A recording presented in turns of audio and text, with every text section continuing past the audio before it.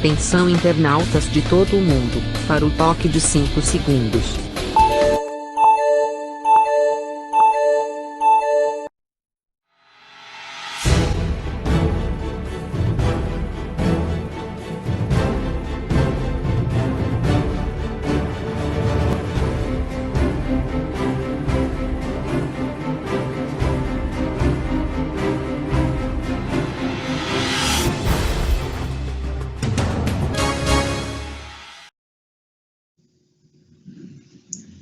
Pois é, estamos começando mais um programa Sérgio Cruz, aqui pela viamorena.com, conectados aqui com a página da Via Morena no Facebook e vários compartilhamentos que daqui para frente a gente vai agradecendo as pessoas que o fizerem. O assunto, né, como não poderia deixar de ser, é o coronavírus. O pessoal fala, tem histeria e tal. Não é necessariamente histeria, mas é uma precaução e uma prevenção para a qual está sendo utilizada em tempo integral a imprensa do Brasil e do mundo inteiro. Não se fala em outra coisa, só se fala nisso, até porque nem todo ano, nem sempre está acontecendo pandemias, né? E nós temos uma pandemia, não é uma simples ou uma arrasadora epidemia, é uma pandemia, uma coisa que fugiu completamente do controle das autoridades sanitárias e resta às autoridades sanitárias e à população se precaver. E o agente dessa precaução em matéria de informação é exatamente a imprensa escrita, falada e televisada. E aí as redes sociais. E a gente está aí para prestar um pouco desse serviço à população. Acontecimento marcante dessa quinta-feira, o decreto ou ameaça do governo federal em estocar os respiradores, quer dizer, todo o estoque de respiradores vai ficar sob a responsabilidade do governo federal, que vai, de acordo com as necessidades de cada estado, vai fazer a distribuição. É claro que essa é uma medida muito mais política do que técnica, até porque há aí uma disputa muito grande, né, e perigosa até entre governadores e o presidente da República, que terminou politizando, né, não podia e não deve acontecer, como prega o governador Reinaldo Azambuja. O governador Reinaldo Azambuja é a favor da tranquilidade. E nessa altura dos acontecimentos, todo mundo aliás, sempre foi. Não pode haver disputa, né? Não pode armar palanque para 2022, não pode querer fugir da responsabilidade pelas mortes que vão ocorrer.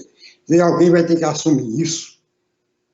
Desde o início, eu esperei que o presidente Bolsonaro assumisse essa parcela ou a liderança deste movimento e comandasse, né, todo o processo, até para evitar essa polarização havida aí entre governador e governadores e presidente da República. Infelizmente aconteceu e a gente espera que isso possa ser contornado, não sei como, né? Está cada vez mais difícil, porque o presidente é intransigente, os governadores também, então é preciso haver um meio termo aí. Já houve a reunião dos governadores com o presidente da Câmara dos Deputados, já amenizou um pouco o clima, mas não pode haver nenhum tipo de clima. O que tem que haver é compreensão geral. Outra medida tomada pelo presidente da República foi incluir entre os serviços essenciais as igrejas e as lotéricas. Quer dizer, as próprias igrejas já tinham entendido, já estavam, inclusive, se adaptando a se programar através das redes sociais, através da internet, mandar cultos pela internet, missas pela internet, isso já estava começando a virar um hábito da própria população, que está em casa. Já havia um entendimento, né, que esse aí era o melhor jeito de se fazer tal, e vem agora essa disposição do governo federal para reabrir as igrejas, para reabrir as casas lotéricas. Agora, eu não sei, bom, a igreja, tudo bem, é um serviço espiritual essencial. Pode ser, pode. Agora, as próprias igrejas entendem que tem que evitar a aglomeração. Agora, qual é o essencial das lotéricas, casas lotéricas? Não vejo alguma coisa que as lotéricas possam fazer que represente essencial, né? Tem que fazer, é fundamental, isso é feito aqui, né? Os jogos, né? Mas agora, o jogo pode esperar tranquilamente. Não vejo necessidade de se jogar, né? Quando está em jogo a vida de tanta gente. Eu estou perplexo com esse movimento que surgiu com muita intensidade depois da fala do presidente da República em rede nacional de rádio e televisão. Estou realmente muito preocupado, porque o movimento é muito forte, envolvendo ali emissoras de rádio. Não vi na televisão ainda, mas no rádio eu já tenho ouvido hoje mesmo. Agora, a posição de Paula, que é uma liderança extraordinária em matéria de comunicação social, e não sei se equivocado, mas realmente me deixa preocupado, até porque são esses veículos que chegam mais perto da população. E uma hora dessa, você pregar a subversão, aquilo que está estabelecido pela própria Organização Mundial de Saúde, aquilo que foi estabelecido pelo próprio governo federal, através do Ministério de Saúde, em termos de comportamento da população nesta crise, você subverter essa ordem, reabrir o comércio, acabar com o isolamento, voltar à circulação normal dos ônibus na cidade, voltar à reabertura total e sem precaução dos supermercados, dos shopping centers. Não sei o que vai virar isso. Agora, o que é muito lamentável é que não poderia ter chegado a esse ponto. Não adianta ficar aqui chorando sobre o leite derramado. Mas o leite está derramado. Cumpre as autoridades sanitárias federais, principalmente, a adaptar-se ao que está aí, ao que foi determinado pelos prefeitos, pelos governadores, ou em diálogo, entendimento com prefeitos e governadores, chegar a um ponto que não prejudique o programa de saúde. Agora, neste momento, o isolamento é defendido pela maioria dos políticos, pela maioria de alguns empresários, pela maioria dos empresários, porque alguns são contra, os mais poderosos, né? Esses que são contra, porque esses que vão tomar algum prejuízo. A população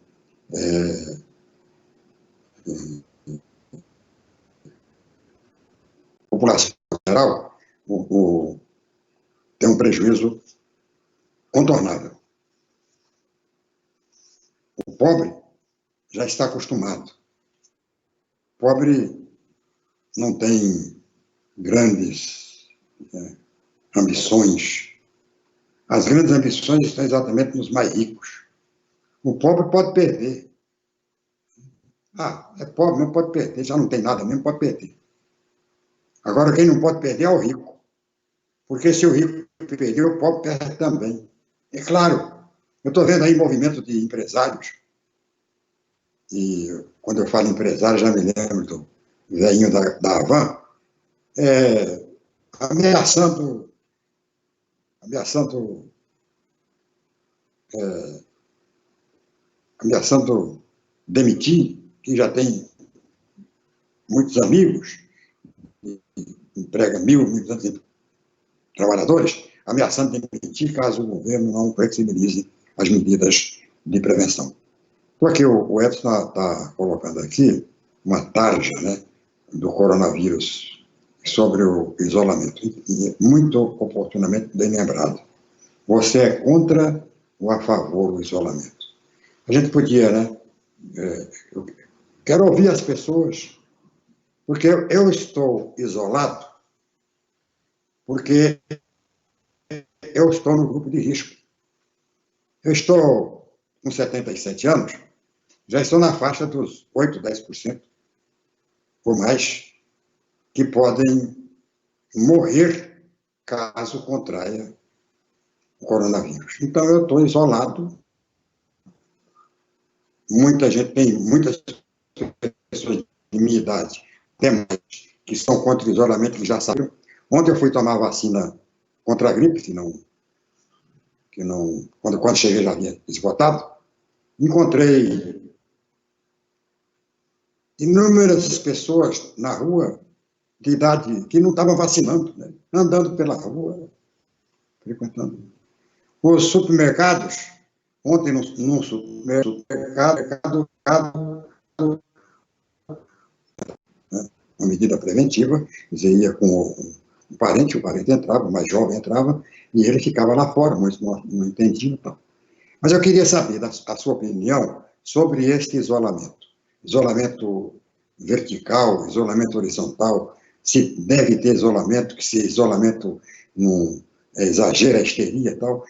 Eu queria ouvir isso das pessoas que quiserem participar do programa. Para participar deste programa, basta você mandar o seu comentário no espaço reservado aos posts aí do Facebook, se você estiver assistindo pelo Facebook. Se você não estiver assistindo pelo Facebook, pode mandar aí a sua opinião pelo Zap. O Zap, qual é seu Zap, Edson? Põe seu Zap aí, pessoal, mandar para você, tá? Quem estiver assistindo pelo site.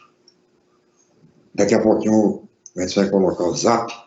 Quem não tiver na rede social, manda pelo Zap. Eu quero ouvir a opinião das pessoas. O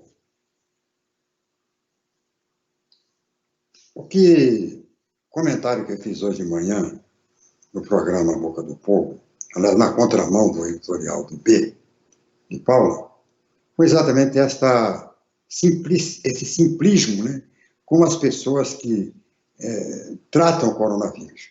Tenho visto na televisão, alguns até médicos, eu vi hoje, agora há pouco, o doutor Bovando, que é deputado federal do PSL, uma opinião que poderia ser respeitada, mas é médico, mas está sendo deputado federal e deputado federal do governo. Então, não tem muita autoridade para defender, até porque ele inclui no seu comentário a defesa aquilo que foi dito pelo presidente, feito pelo presidente da República.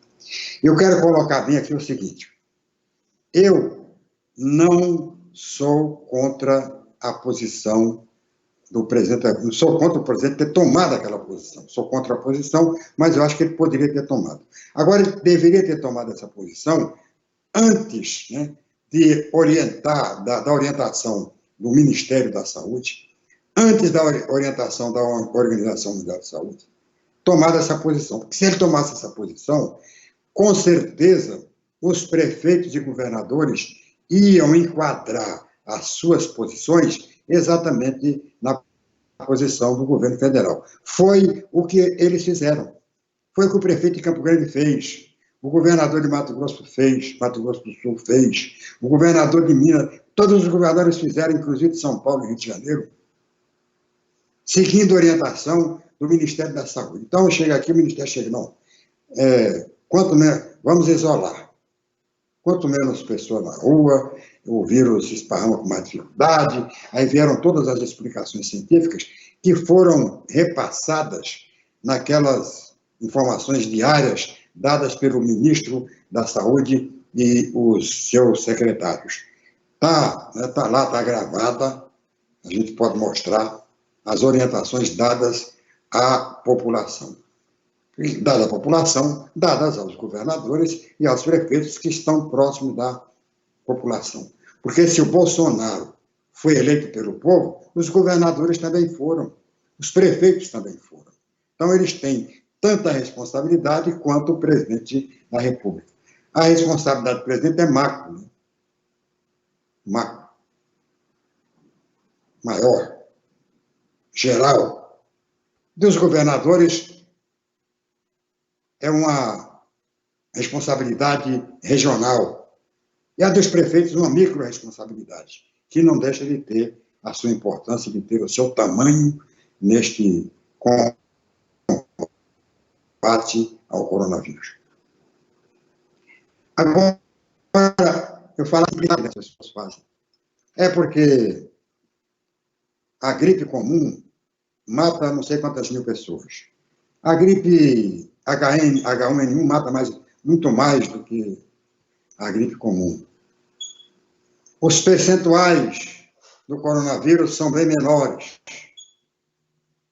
Como que só atinge pessoas acima de 60 anos? Como se acima de 60 anos as pessoas pudessem morrer. Não ia fazer diferença, que eu entendo isso, eu fico totalmente agastado quando ouço esse tipo de comentário, esse tipo de estatística, esse tipo de matemática. Não, só de 65 anos para frente que tem risco. Quer dizer, e daí como é que fica? Quer dizer, quem tem 65 anos para cima pode morrer, não tem problema nenhum. Agora, o que tem que ser bem colocado é o seguinte: este vírus é mutante. Pode acontecer com esse vírus o que aconteceu com o H1N1. Pode acontecer. Não estou querendo que aconteça. Estou querendo que não morra ninguém. Estou querendo que as nossas estatísticas parem por aí. Mas não depende de mim. Não depende da minha vontade, assim como não depende da vontade do presidente da República, do governador do Estado. Está todo mundo refém de um inimigo invisível. E a gente tem algumas armas para combatê-lo. Umas muito individuais, questão de consciência, outras muito formais, muito duras, mas que tem que ser tomada.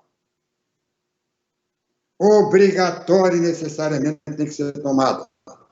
Para evitar aquilo que o ministro da Saúde entrou na sua entrevista junto com os outros ministros, o presidente da República, quando ele se referiu ao pico da doença, e usando uma figura física, né? Figura de um acidente geográfico, que foi o pico do Everest. Falou, ó, o pico do Everest.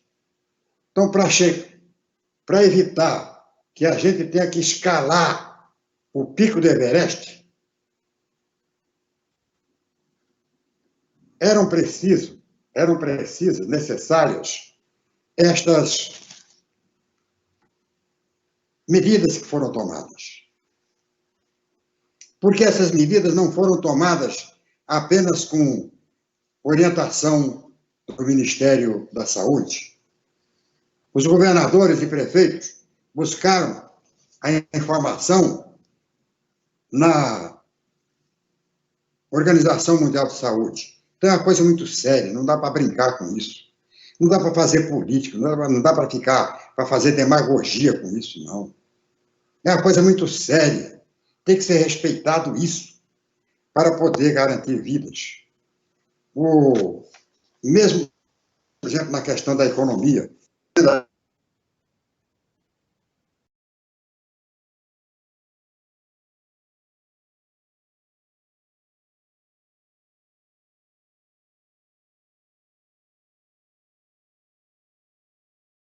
Olá pessoal, tudo bem? Aqui é o Dr. Frederico Porto. Para quem não me conhece, deixa eu me apresentar.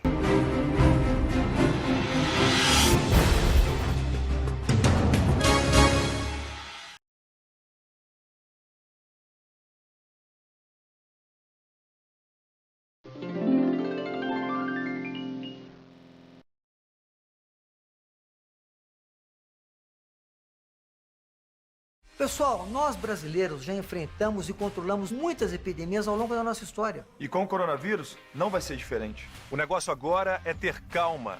Fique informado para se prevenir da melhor forma possível. Se for tossir ou espirrar, nunca use as mãos para cobrir a boca e o nariz. O jeito certo é usar o braço. Contra o coronavírus, mantenha os ambientes ventilados. E lembre-se, a melhor receita para a prevenção é manter as mãos sempre limpas. Contra o coronavírus, não pode vacilar, gente. Lave bem as mãos.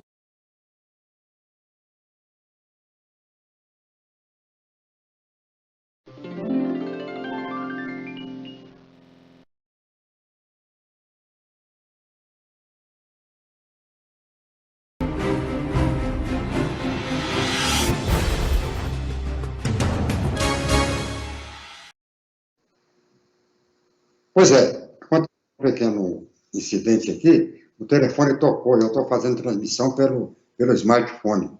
A pessoa que ligou, naturalmente, não sabia, né, que não deve estar, acha que eu estou aqui no estúdio e tal, e é improvisado. Então,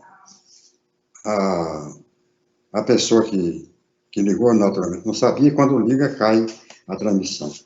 Esperar que a gente tenha, que ninguém ligue durante o programa de hoje. Mas eu falava aqui da questão do cara pálida, né? O cara pálida. Não pode, é claro que não pode dissociar. É claro que as medidas têm que ser conjuntas, mas por isso existe o Ministério da Saúde e existe o Ministério da Economia. Esses ministérios é que têm que encaminhar essas soluções, essas propostas. Todo mundo... Aí, porque o que defende os economistas numa crise dessa? O que defendem eles? Ontem eu passei o dia inteiro, que agora eu estou com bastante tempo, que eu estou isolado, né, estou no isolamento, acompanhando a posição dos economistas com relação ao vírus. E, unanimemente, os economistas defendem o seguinte: mesma coisa que defendem os médicos. Primeiro, salvar vidas. Primeira coisa. Vamos nos organizar, vamos nos estruturar dentro do possível para salvar vidas. Combinado? Então, lá, equipamento, hospitais, insumos, pessoal, médico, enfermeiro, auxiliar de enfermeiro, eletricista, todo o pessoal que... motorista, todo o pessoal que vai... segurança, né? Todo o pessoal que vai atuar para salvar vidas. Segundo, distribuir rendas. Porque quem mais sofre é o trabalhador, é o desempregado. Então, esse tem que ter renda para superar a fase do salvar vidas, para não morrer de fome durante a crise. Vamos distribuir rendas. Como é que você distribui rendas? Criando de emergência renda mínima para todos os trabalhadores. Uma garantia de renda mínima para todos eles. Principalmente o trabalhador desempregado.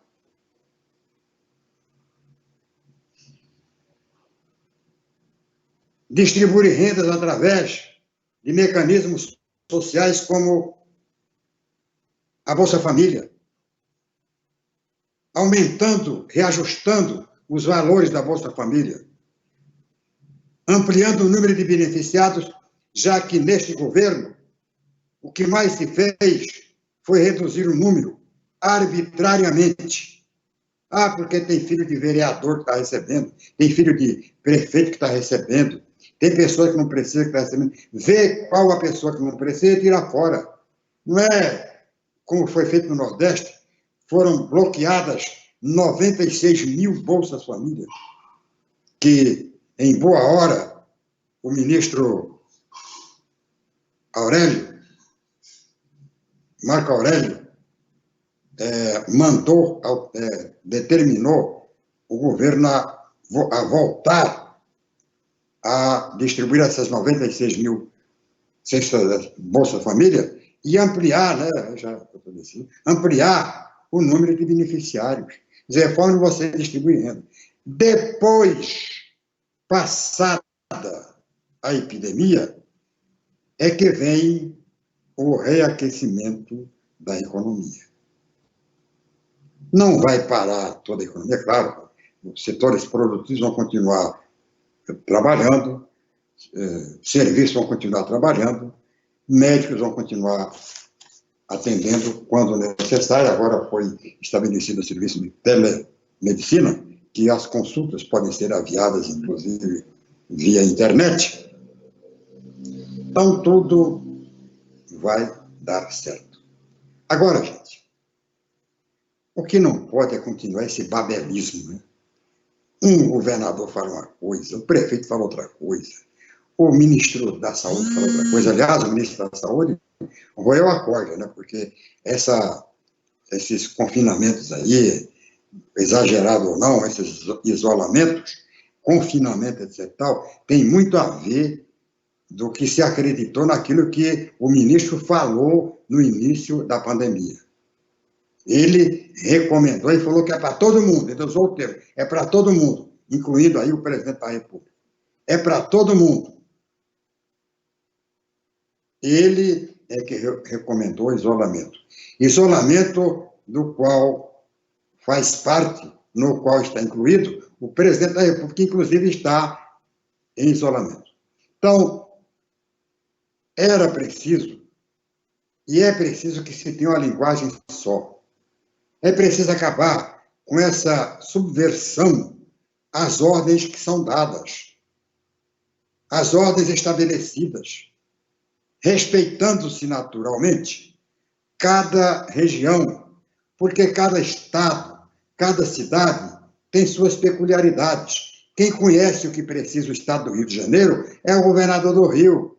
Quem sabe o que precisa o estado de São Paulo é o governador de São Paulo. Assim como quem sabe o que precisa em Mato Grosso do Sul é o governador de Mato Grosso do Sul. O que precisa ser feito em Campo Grande é o prefeito de Campo Grande. E a propósito do prefeito de Campo Grande, eu estou vendo aqui no Correio do Estado de hoje que o prefeito vai manter o bloqueio. Aliás, ele falou ontem, mas vai ouvir comerciantes. Aliás, o Marquinhos Estrada deveria ter ouvido os comerciantes antes do bloqueio. Quer dizer, há uma inversão de ordens, né, que terminam desacreditando as medidas. E quando desacredita as medidas que o povo vai contra e se subverte, aí termina prejudicando, não é a prefeitura, não é a imagem do prefeito, mas sim a própria população que passa a correr riscos maiores. A evolução dos casos de Covid-19, doença causada pelo coronavírus, será determinante para o prefeito de Campo Grande, Marco Estrada, suavizar o bloqueio imposto a comércios e serviços.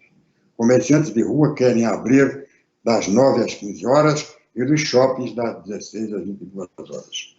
Agora, gente, se vai liberar geral, que se libere nos horários normais, porque não faz diferença abrir entre 19 e 15 horas e 16 e 22 horas, não vai ter nenhum controle, né, das pessoas que vão entrar, como é que vai sair, quem pode comprar. E eu gostei do controle, por exemplo, que está sendo feito nos supermercados.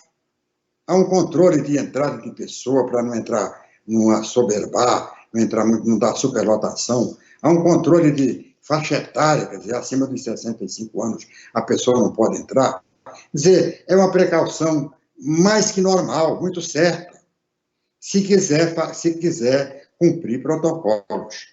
Agora, se o negócio é bagunçar, é para não cumprir nada, é para continuar nesse babelismo, que se abra tudo.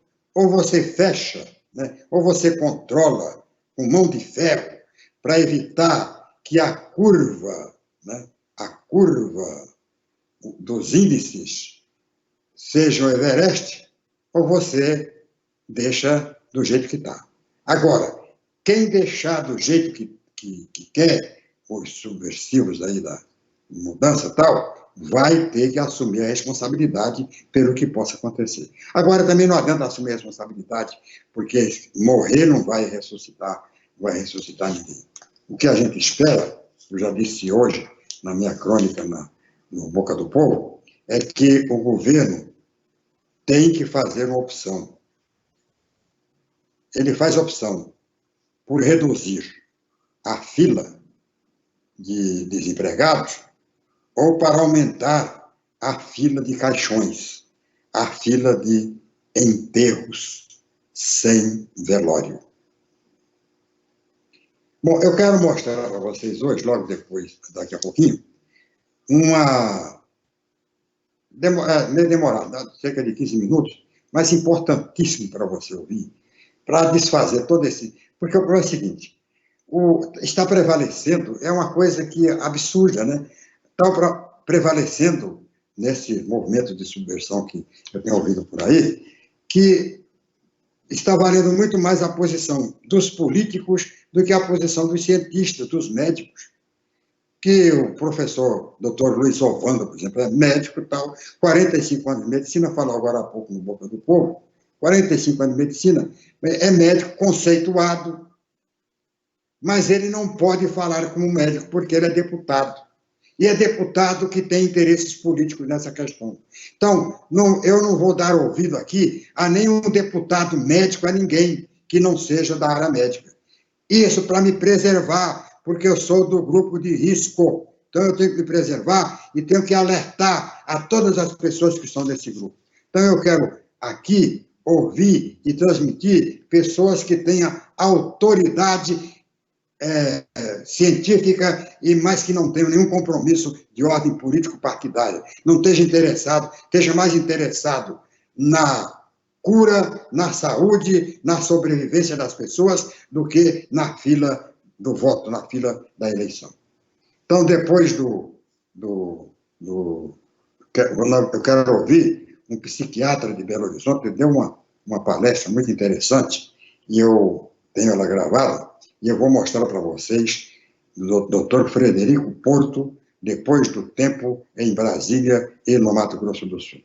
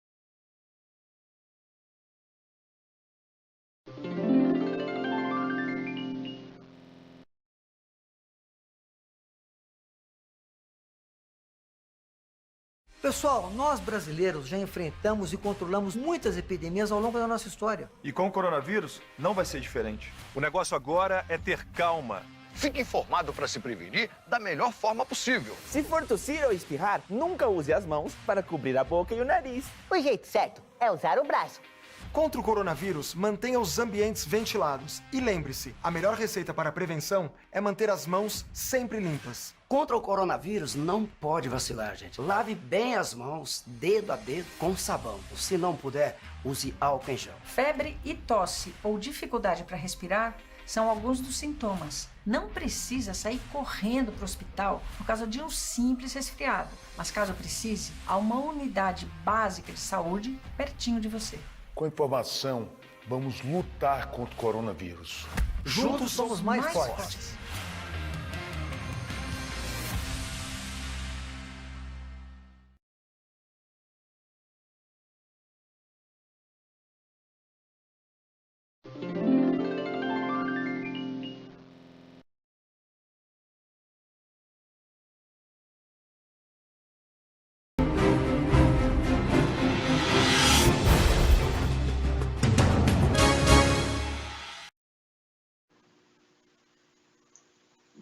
Voltando com o programa aqui pela viamorena.com. Prometi, vou mostrar para vocês, olha, tudo isso de isolamento, confinamento, todas essas medidas de toque de recolher, todas essas medidas, né, elas foram tomadas para justificar. Ninguém vai tomar medida para fazer bonito, né? Ninguém tem, assim, qual é o prefeito que vai querer fechar o comércio de sua cidade? Qual é o prefeito que vai querer suspender o transporte coletivo? Ah, não vou suspender. Ele fez obedecendo orientação. Orientação, porque ele não é médico, ele é advogado. Ele obedeceu a orientação do Ministério da Saúde e do Ministério e da Organização Mundial de Saúde. Veja, quase uma ordem. Ou vocês fazem, ou vocês vão assumir a responsabilidade. E os prefeitos fizeram, os governadores fizeram. Agora, essas medidas têm a chancela do Conselho Federal de Medicina, tem a chancela dos médicos, né? Classe médica, de um modo geral, apoia as medidas. Então, a gente nota que há uma disputa, né, de posições, de determinações entre político e médico. Eu pergunto para você, para falar de coronavírus, você vai ouvir o seu médico ou o seu vereador? Você vai ouvir o seu médico ou o seu deputado? Aí fica o questionamento. Quero mostrar para vocês, eu prometi que ia fazer, e eu vou fazer agora, uma palestra, né, um esclarecimento dado aqui por um psiquiatra, nutrólogo, psiquiatra e conferencista na área de ciências médicas de Belo Horizonte. Eu achei interessante, pesquisei para saber antes quem era o médico. Lá tem um tal de doutor Frederico, lá em Minas Gerais, que é deputado, e que está aí, que é deputado do governo, e naturalmente vai defender os interesses do governo. Assim como o Mandetta, né? Mandetta terminou contornando, né? Então, não sei se para permanecer no cargo, ele não precisa de permanecer no cargo, mas ele contornou tal, aquilo que ele desdisse, inclusive essa questão do isolamento, ele foi muito claro no começo, ele defendeu o isolamento, o confinamento, de repente ele, agora não, tem que tal, a vaga anda para trás, tal. Tentando afinar o seu discurso com o discurso condenável discurso do presidente da República. E o Mourão, o vice-presidente da República, que continua defendendo o isolamento e a manutenção de distância entre as pessoas. Vamos então, eu queria a sua paciência e toda a sua atenção possível ao que vai falar sobre o coronavírus o doutor Frederico Porto. Eu sou médico em Belo Horizonte, Sou psiquiatra e nutrólogo com registro de especialidades nessas duas áreas. E, além disso, atuo como consultor de empresas e, portanto, quem me conhece sabe, eu tenho curiosidades em diversas áreas. E percebo que, nesse momento, na discussão do coronavírus, é muito triste ver a falta de um pensamento transdisciplinar. O desconhecimento, por exemplo, de profissionais da área de saúde, de como funciona um sistema complexo igual à sociedade, né?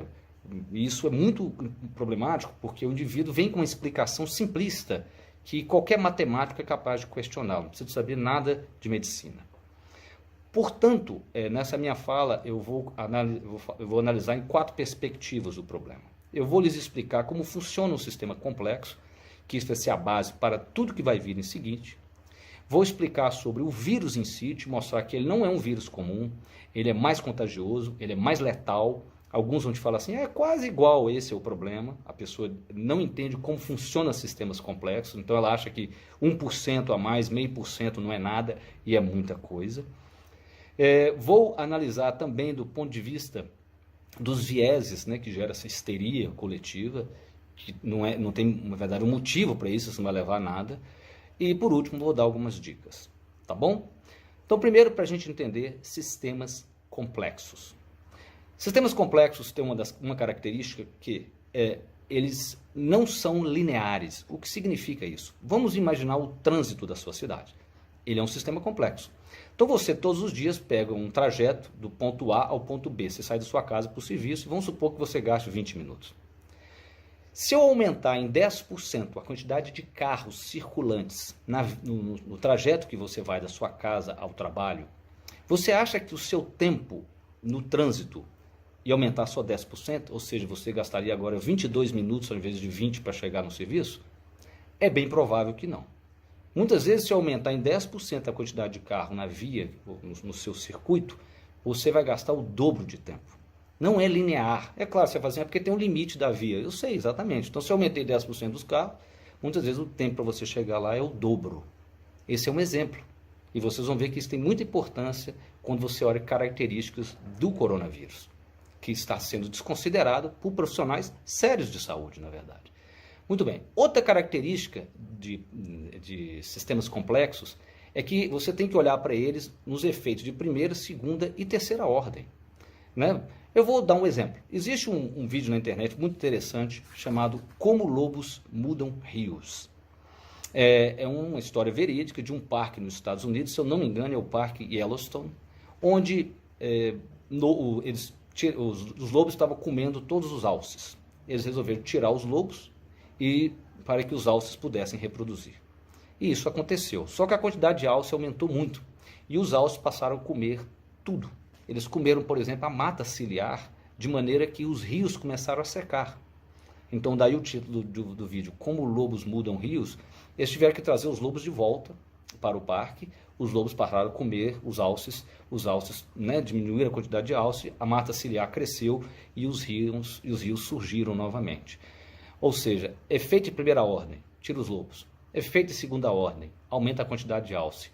Efeito de terceira ordem, some os rios. Então vamos lá no vírus. Efeito de primeira ordem. O que acontece? As pessoas pegam o vírus. Aí eu ouço assim, não, mas não tem perigo, não, a mortalidade é só de 2%. Primeiro você vai ver que a mortalidade de 2% já é um problema. Mas vamos considerar que não seja. Isso é o efeito de primeira ordem. Isso não é o problema. O problema é o efeito de segunda ordem, porque muitos idosos, agora, população mais frágil, vai para o hospital, vai precisar de leito para ser internado. Ao ser internado, vai faltar leito para a mãe que precisa ter um parto, quem está com apêndice supurado, o outro que teve um acidente. Efeito de segunda ordem. Agora, efeito de terceira ordem. Mais gente com vírus dentro do hospital vai contaminar médicos e enfermeiros. Então, agora, com médicos e enfermeiros contaminados, vão tirar licença. Então, nós diminuímos o número de leitos, porque agora estão ocupados com pessoas com vírus. Diminuindo o número de profissionais, médicos e enfermeiros presentes, com isso, você tem um caos no sistema. Então, assim, não é uma coisa... É dessa maneira que tem que ser vista. Então, essa história de que só mata tantos por cento, 2%, não interessa. Se o vírus fosse muito letal, ele não saía da China. Como ele não é um vírus letal igual um ebola, por exemplo, né, ele vai espalhando. E esse é o que é o grande problema. Né? Quando ele espalha, ele cria efeitos secundários e terciários. Perfeito? Então, entender agora o sistema complexo? O sistema complexo tem variáveis não lineares, né, de efeitos não lineares, interdependentes, né, igual o trânsito da sua via, e tem efeitos primeira, segunda e terceira ordem. Beleza, agora vamos à história do vírus. O vírus é o seguinte, o vírus, se você é uma criança ou um jovem saudável, o vírus, se você se infectar com o vírus, a maioria das pessoas que têm contato se infectam, você vai ter um resfriado comum. E a minha sugestão é que você fique em casa e trate o seu resfriado. Você evita aí, quando você fica gripado, você vai no serviço de saúde? Não, então não vá. Trata como um resfriado comum. Vai tomar o seu paracetamol, tá certo? Sua dipirona e fique em casa, quieto. Você vai fazer um bem para a sociedade, perfeito? Um bem. Porque você não vai espalhar vírus dentro do serviço de saúde, onde está cheio de pessoas doentes, que mais uma doença só vai piorar, perfeito? Então, a histeria é essa, é a histeria de pessoas jovens de 18 a 55, saudáveis e estéreis por causa de um resfriado. E isso é um problema. Agora tá bom, então 80% das pessoas que vão pegar o vírus vão ter um quadro leve. 15% vão precisar de ser hospitalizadas, e vão precisar de um leito, e 5% de uma UTI. É claro que as pessoas com quadros mais graves geralmente são idosos. Vocês vão ver que enquanto a mortalidade desse vírus é 2%, em idosos é 15%. É igual uma sepse. Então, se você que é jovem, tem que ter cuidado para não passar o vírus para o seu pai, para sua mãe, para o seu avô e para sua avó. Tá certo? É grave para eles. Ou para algum conhecido seu que tem uma doença crônica, que tem transplantado, tem uma doença crônica que tem que ficar tomando corticoide. Então, é isso, uma doença que ele não é uma pessoa saudável. Perfeito? Então, continuando. Agora vamos analisar a capacidade de contágio do vírus. Tá? Primeiro, o indivíduo transmite o vírus 48 horas antes dele ter sintoma. Então, quando ele descobre, por onde ele andou, já transmitiu. Beleza. Tem um índice que mede o quanto que uma pessoa doente contamina outras com a doença que ela está. Para você ter uma ideia, por exemplo, uma gripe comum é 1,3, ou seja, cada pessoa gripada com a gripe comum transmite para 1,3 outras pessoas. O H1N1, que foi uma virose muito grave em 2009, transmitia-se para 1,5. O sarampo se transmite para 20. Uma pessoa com sarampo transmite sarampo para 20 pessoas. E dengue, uma pessoa transmite para 16. Malária, uma para 200. Lembrando que malária e dengue você tem que ter um mosquito. Então, se você tiver uma dengue no Brasil e for para a Itália, não vai fazer diferença nenhuma, porque lá não tem um mosquito para te picar e levar para o outro. Tá certo? Então, vamos pegar a gripe comum, 1,3. O corona é de 2 a 3, o RO. Ou seja, cada pessoa contaminada, ela infecta de 2 a 3 outras pessoas.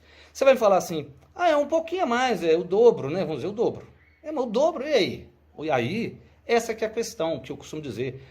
Como não compreende o funcionamento de sistemas complexos. E isso que me entristece de ver profissionais, muitas vezes renomados, tentando amenizar, desqualificando a preocupação. O que justifica a preocupação, o pânico, ele não é de graça. É muito melhor você pecar para mais do que para menos. E agora você vai entender por quê. Se você pegar 20 pessoas contaminadas com gripe comum e 20 pessoas contaminadas com coronavírus, e o RO da gripe é 1,3, do corona é de 2 a 3, e você considerar 7 dias de contágio, ciclos de 7 dias de contágio, e nós multiplicarmos por 12 semanas por onde a pessoa pode circular, demonstra-se o seguinte, que no final 446 pessoas seriam contaminadas por gripe comum.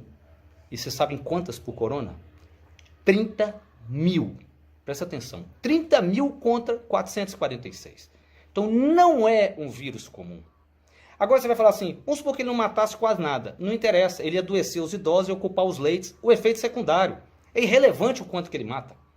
E agora é que vem outra coisa. Agora vamos falar da letalidade dele. Na China foi de 2%, tá certo?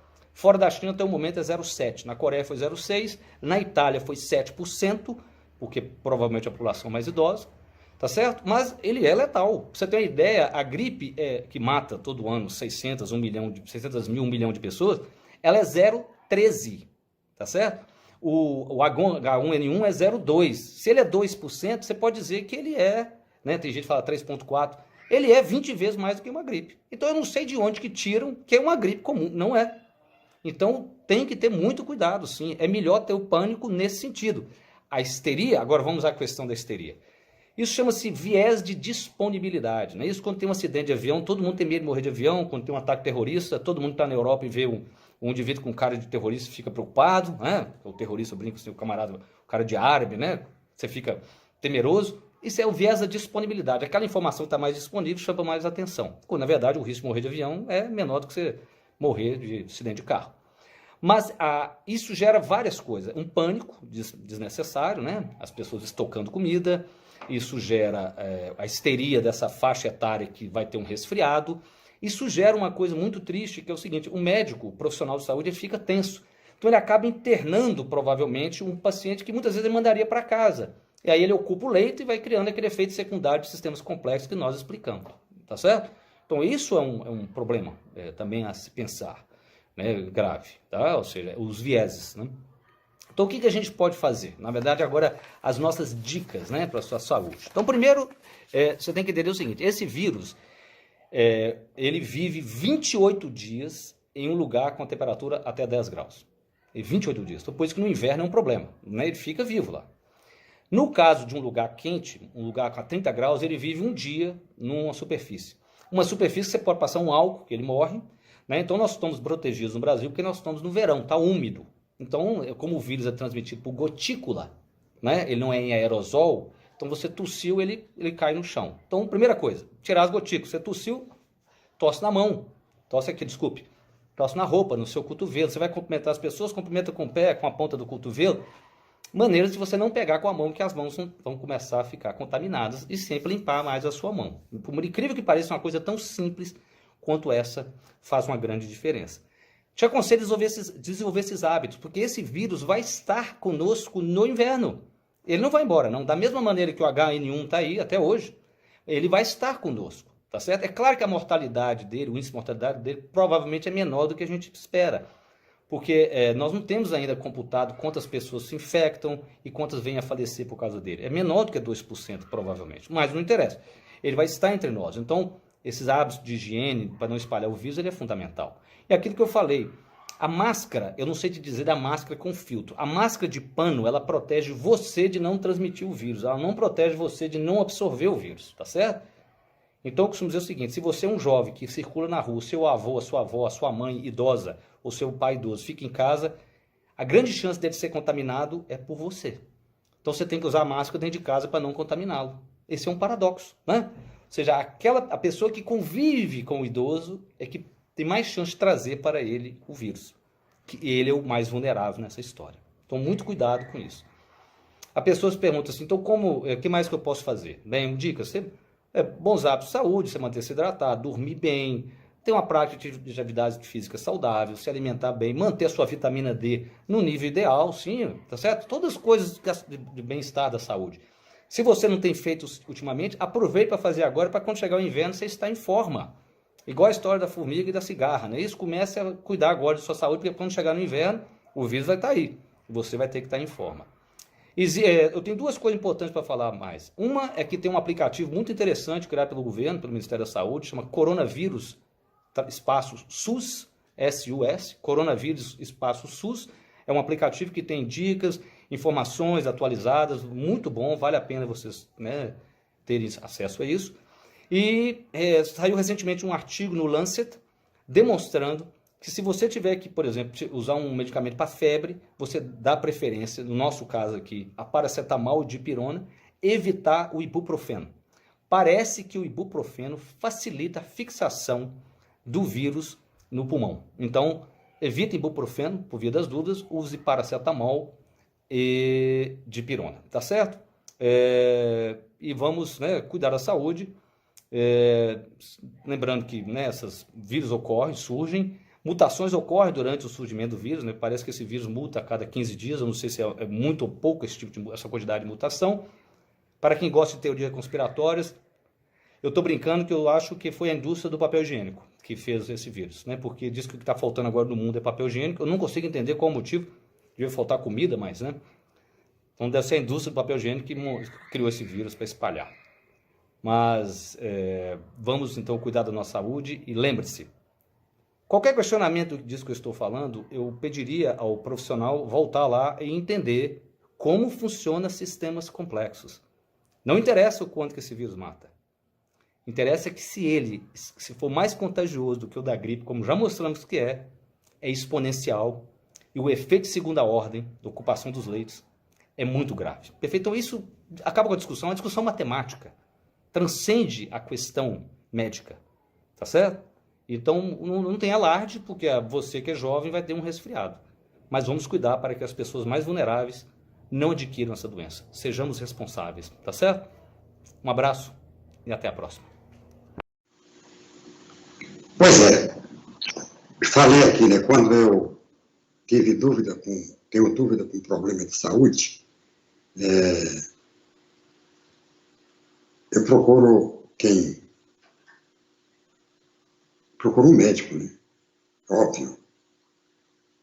Eu não vou procurar o vereador, mesmo que o vereador seja médico. Vou procurar o médico, o especialista naquilo que o problema de articulação, vou procurar um médico da área. Problema de respiração, vou procurar um pneumologista. Agora, o que está acontecendo no Brasil é o seguinte: muita gente está se deixando levar pelo receituário político. Não, desemprego, não sei o quê.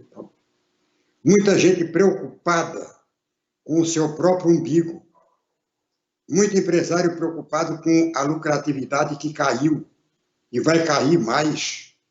E a tendência é a falência se ele não entender este momento agora. Se ele achar que tem que produzir agora, como ele produzia há 15 dias atrás. O que ele tem que entender é que tem que passar uma fase. E quanto mais dura for a fase que ele passar, menor. Quanto mais ele relaxar agora, mais ele vai sofrer na ponta, vai sofrer no meio, vai sofrer no pico. Então, é isso aí. É claro, não vou fazer cabeça de ninguém, né? Quem tem as suas necessidades, quem acha que deve sair, que saia, tal. Eu prefiro entender o que explicou o Dr. Frederico Porto, a gravidade do coronavírus. O problema, gente, o pessoal fala muito em dengue, chikungunya, essa epidemia que nós temos no Brasil aí, que mata muito mais, tem matado muito mais que qualquer outra, que pode, somando, matar, já matou, né? Muito mais, se houver morte, espero que não haja, de coronavírus, que seja ínfimo. Agora, só está tendo morte por coronavírus, por dengue, chikungunya e zika, por negligência das autoridades sanitárias. Se tivesse dado a dengue, chikungunya e zika a mesma atenção, a mesma prioridade que está sendo dada ao coronavírus, a gente teria eliminado faz muito tempo o Aedes aegypti, porque é um mosquito que morre, um mosquito que acaba, um mosquito que no século passado nós conseguimos acabar com ele, Oswaldo Cruz conseguiu acabar com ele na famosa guerra da malária, tal, conseguiu acabar com ele.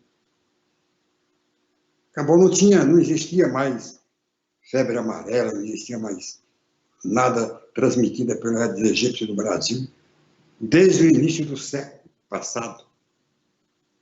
Esse mosquitinho veio depois, veio migrando de outro país para cá, que está aí, ó, tomou conta do Brasil. Por quê? Porque o Brasil não deu à epidemia o mesmo tratamento que está dando à pandemia. Por quê? Porque a epidemia você pode controlar. A pandemia não tem controle. Foi muito bem explicado. Aí está, porque agora eu fico indignado mesmo com essa matemática da faixa etária. Né? Não, porque morre mais idoso, acima de 70 anos, 85 anos, como se o idoso acima de 60 anos pudesse morrer. Não morre ele. Pudesse morrer como não se fosse importante se preservar a vida dos idosos nesse país. Na Itália, quando eu vejo falar da Itália, na Itália está morrendo muita gente, mas é porque a população é de idosos. Como se o idoso pudesse morrer. Então, não pode, não compara aqui, porque lá tem muito idoso. E aqui não tem. Dizer que tem aqui 10% da população é de idosos, desses 10% apenas, na média, né, até os 80, acima dos 80 anos, 10% vai morrer, então vai morrer pouca gente. Como se morrer pouca gente fosse diferente de morrer muita gente. O que nós temos que fazer é impedir e ter no Brasil um sistema único de saúde bem organizado, sem sucata, para combater as epidemias e possíveis pandemias que possam vir, como essa do coronavírus. Então, eu estou um pouco decepcionado, né, com esse movimento de subversão contra a ciência, contra a medicina, para atender interesses imediatistas, para atender interesses de comerciantes, de empresários e tal. Eu disse aqui, hoje de manhã, no programa do B de Paula, a fome a gente mata com distribuição de renda em programas sociais. O desemprego, a gente acaba reaquecendo a economia. A gente corre atrás, vai. Agora, gente, a morte não tem volta. É uma só. Não tem jeito. Morreu, agora vamos ressuscitar. Não tem jeito. Morreu, acabou. Então, é isso que nós temos que evitar. O desemprego você vai atrás, você contorna. A fome, não, vai vir muita fome, tudo bem. Você está vivo para combater a fome. Vamos distribuir renda.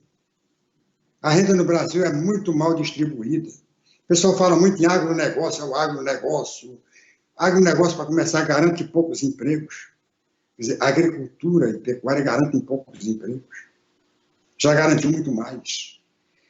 É uma concentração de renda extraordinária. Uma pessoa só tem 10 mil hectares de terra, uma empresa fica lá o dinheiro para ela, não distribui. E as pessoas criticam ainda o Bolsa Família, que é o único programa de distribuição de renda que a gente tem. Sei lá quem foi que fez, foi o Lula que fez, foi o Fernando Henrique, mas deu certo na distribuição de renda. Se está havendo fraude, cabe ao governo acabar com a fraude, combater a fraude. Ele tem instrumentos para isso.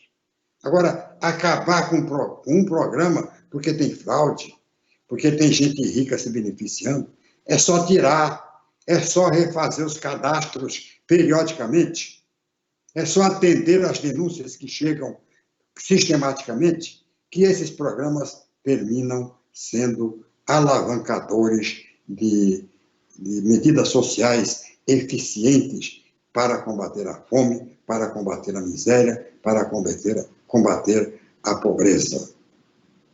Essa história de que vamos favorecer quem já tem bastante, vamos ajudar quem tem bastante, para quem tem bastante ajudar quem não tem, isso aí não existe, isso aí tem que ser coisa do Estado. O Estado é que tem que assumir a responsabilidade, porque o Estado é a nação. O Estado não é um indivíduo, o Estado é o conjunto nacional. Bem, desculpe aí algum imprevisto, né, alguma coisa que aconteceu no decorrer de problemas técnicos, é porque a gente está transmitindo aqui de casa, não é do estúdio da Davi Moreno. Nós montamos um estúdio improvisado aqui na biblioteca, estamos mandando essas imagens aí para não... para marcar, né, a presença neste momento importante da vida nacional.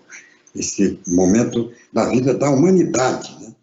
Está em jogo aí toda a humanidade, não é apenas o Brasil, e a gente não pode minimizar a letalidade e o perigo que representa o Covid-19. Muito obrigado por sua... se você está ligado aí na rede social, nós vamos desconectar agora, mas você pode continuar assistindo a vmorena.com através do site, tá? Que continua com a programação variada para você que está em casa, você que está no seu retiro, você que está confinado em sua casa, não estressar, assistir toda a nossa programação. De preferência, não estressar muito com notícias de coronavírus, né? Já tem o que do coronavírus, todo mundo já sabe o que é, o perigo que ele representa, vamos apenas evitá-lo. Muito obrigado e tchau, Pica-Pau.